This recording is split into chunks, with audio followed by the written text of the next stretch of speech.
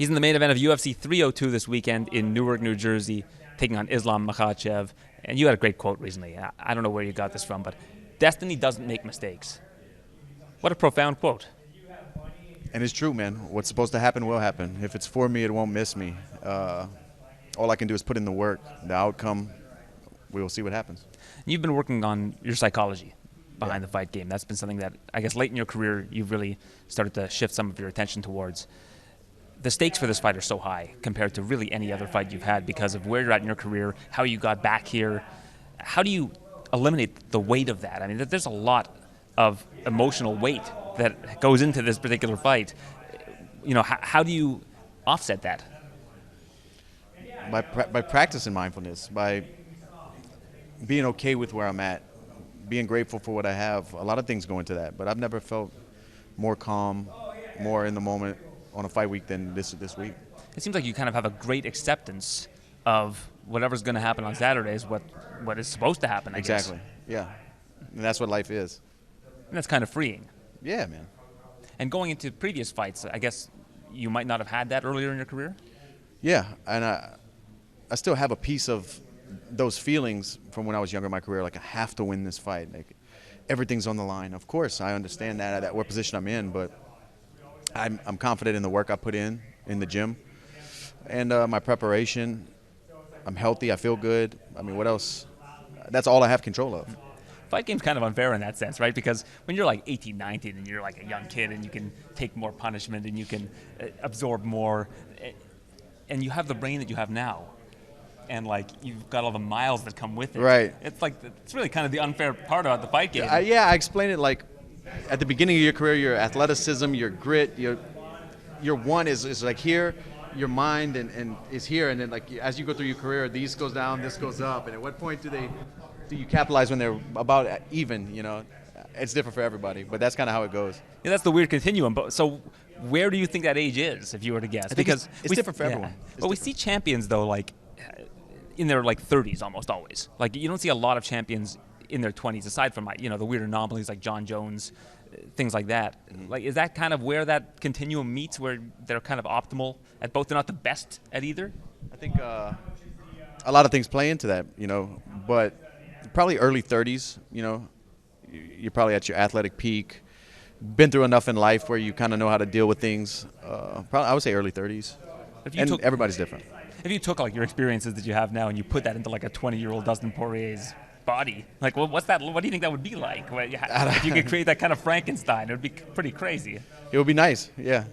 So do fighters just need to kind of start at a younger age and get more miles on them early on in order to kind of get there, or I don't think that would too much tread on the tire? Yeah. Then you got too many knocks, man. I think maybe at an early age, practicing mindfulness and dealing with your thoughts and emotions and the way you feel and stuff like that's important. And I think that's kind of like something we don't do, being fighters and being so tough. I want to ask you about your last fight, Benoit Saint-Denis, because I think that a lot of veterans can kind of learn something from that.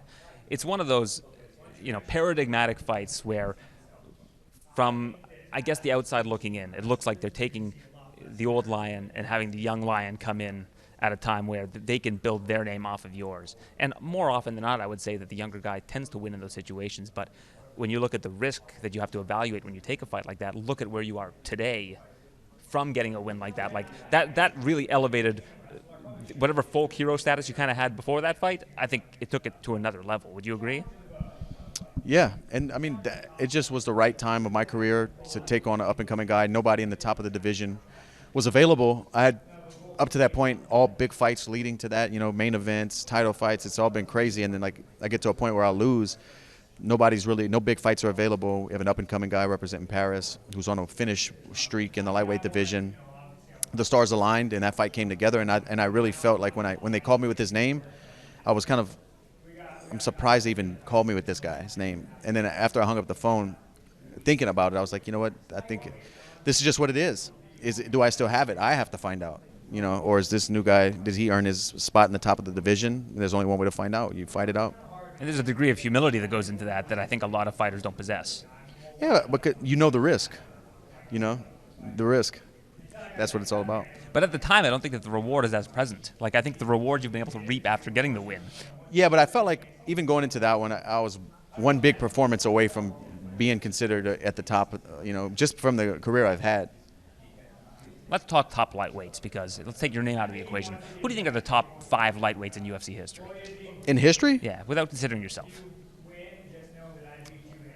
Habib, BJ Penn.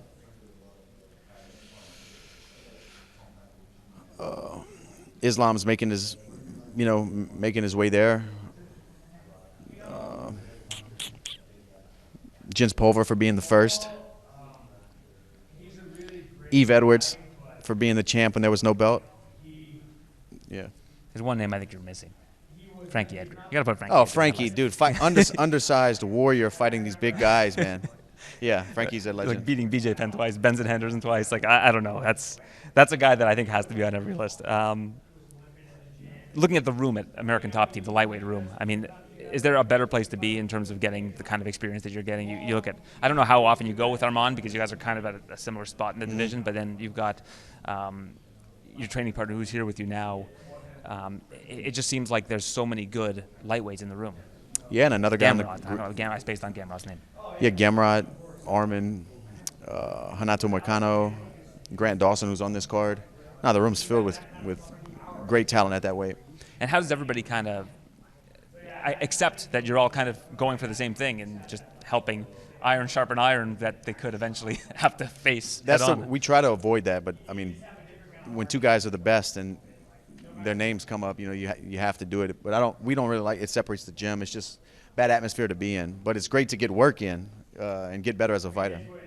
And lastly, for me, the Good Fight Foundation. This is something that you've been building for many years.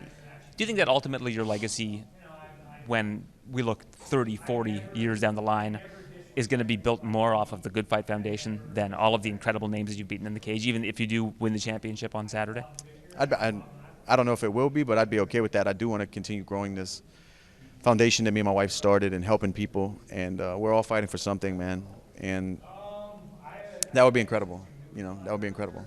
When I saw you in Miami earlier this year, there was a thing I told you I wanted to give you. I had forgotten to give it to you then, but I've got it for you here now. It's the you had used this image as your Instagram photo for some time, and I have the print right from the source. So I wanted to give that to you the next time I saw you. I appreciate that. That was in Madison Square Garden, yeah? Yeah, that was after the Chandler fight. Nah, this is a great picture.